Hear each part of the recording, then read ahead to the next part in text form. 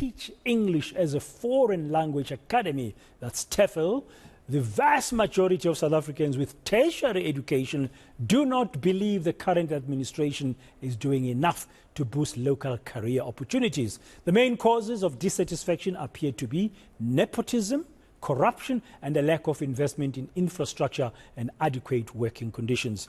I'm joined now by Luan Dreyden to discuss what they have found in this survey. Luan, good afternoon. Welcome to today, and thank you very much for your time. First up, just tell us, when did TEFL do this survey amongst the South Africans who've got tertiary qualification, and why do it? Right, Dan, thank you again for having me this afternoon.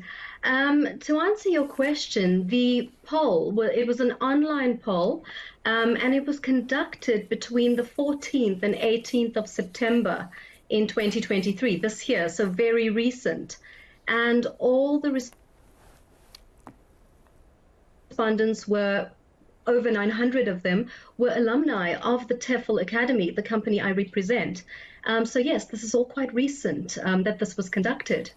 Okay, just break down what happened. Just tell us, give us the numbers of what did you find of these nearly 1,000 alumni of TEFL Academy in answering your question.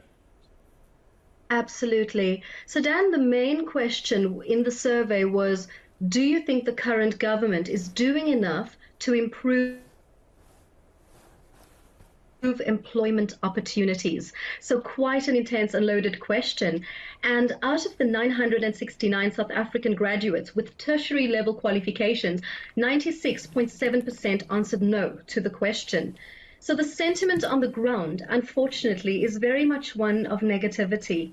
When these graduates were asked about their outlook on employment opportunities, particularly for graduates like themselves, only 10.4% claimed to be optimistic or very optimistic,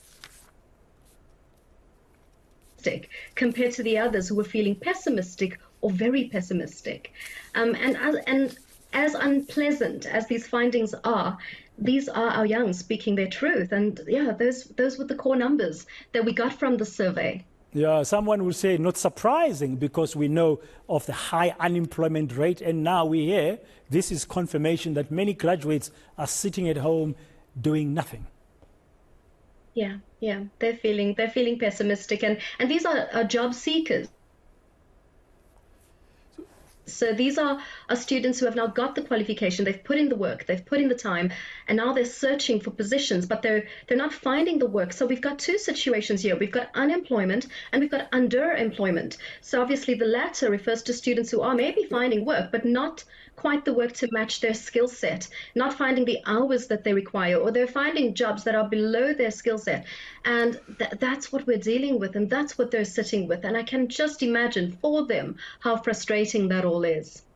Where is the misalignment? Is it in what the market requires today, the labor market requires? Is it what institutions like yours, the TEFL Academy, offer? Are you training the students in the kinds of qualifications that the labor market of today requires? So what we do at the TEFL Academy is, we provide the TEFL certificates. So that's TEFL, Teaching English as a Foreign Language. And the company that I work for is the TEFL Academy. So what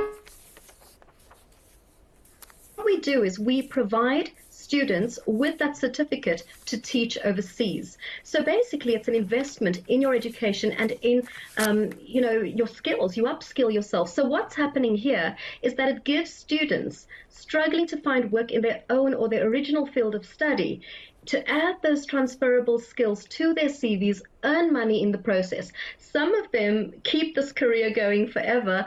Others use it just to get over that transition from getting qualified to actually finding the job within their fields. So the TEFL qualification, I've got it, and I've worked overseas and here, and I've loved the opportunities that it affords. And we just want to give our young those chances too, those opportunities to fill those gaps where they feel despondent in not finding those positions that they're searching for. Yeah, when you double-clicked on your main question, just to go below, that's the pessimism they have, that's the reality they are facing. that they believe the current government is not doing enough in terms of creating those career opportunities. What was coming out as some of the key reasons? What do they believe is stopping government from ensuring that they get job opportunities? Right. So the reasons mentioned in the survey, and remember, these are reasons that our young are mentioning. These are not reasons that we're getting from research done elsewhere. This is speaking directly to them. And the reasons that they've identified for this unhealthy labor market, as you've mentioned earlier, include nepotism, corruption, a lack of investment in infrastructure and suitable working conditions. And this is especially the case for the new generation of young graduates who are unable to raise the funds needed for research and development in their fields of study. And these issues are so complex and multifaceted.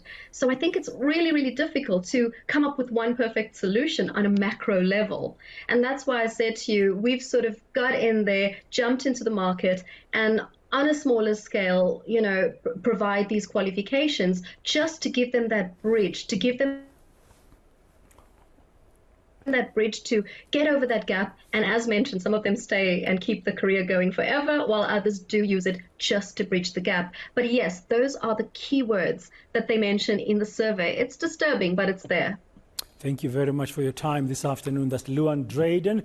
She teaches English as a foreign language academy. She's one of the lecturers. They did a survey recently of their alumni, nearly 1,000 South African graduates, about what they think whether or not government is doing enough to boost the career job opportunities. And overwhelmingly, they said no.